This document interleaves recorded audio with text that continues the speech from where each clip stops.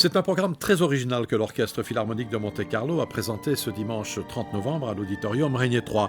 Original dans le choix des œuvres présentées, à l'exception de Don Juan de Richard Strauss. En effet, certaines pièces n'avaient jamais été jouées, ou en tout cas peu souvent. C'est pourquoi, en prélude au concert, la conférence de présentation des œuvres par André Perraigne était pour les mélomanes non seulement utile, mais ici indispensable pour apprécier ce concert dirigé par John Neschling. Pour le concert d'aujourd'hui, il y a une œuvre d'Ottorino Respighi, qui est un compositeur fort connu dans ses pains de Rome, dans ses fontaines de Rome, mais qui était pratiquement méconnu dans ses impressions brésiliennes, qui sont présentées lors de ce concert et qui sont, comment dirais-je, une espèce de carnet de voyage mis en forme de partition. Villa-Lobos est allé au Brésil dans les années 1920, il a visité Sao Paulo, Rio de Janeiro, et ma foi, il a fait une esquisse symphonique en 3 mouvements que nous découvrons aujourd'hui. Je peux dire on le découvre parce qu'on ne l'entend jamais.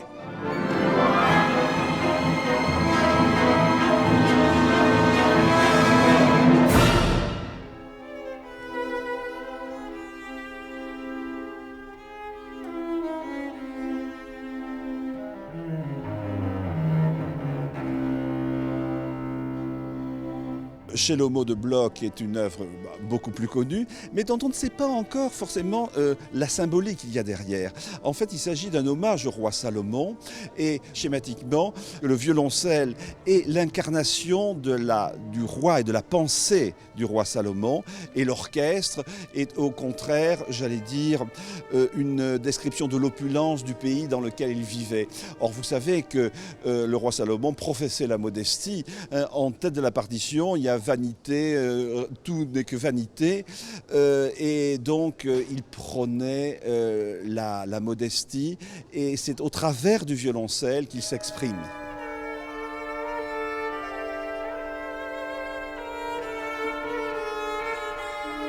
Soliste de la Rhapsodie hébraïque d'Ernest Bloch, Natalia Gutmann. Natalia Gutmann est considérée comme l'une des plus importantes personnalités artistiques de notre temps. Richter disait de cette grande dame du violoncelle, elle est l'incarnation de la sincérité dans la musique.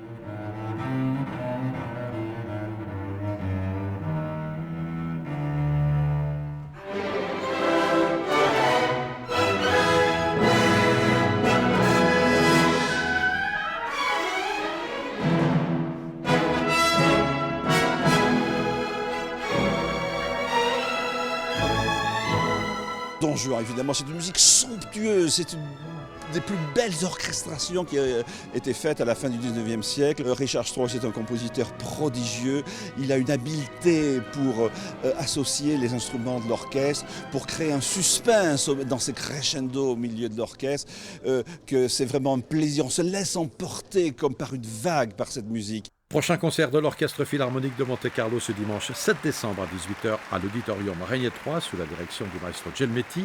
L'Orchestre Philharmonique de Monte-Carlo interprétera la 5e symphonie de Prokofiev et le célébrissime concerto pour piano numéro 1 de Tchaïkovski avec en soliste Andreï Korobeinikov.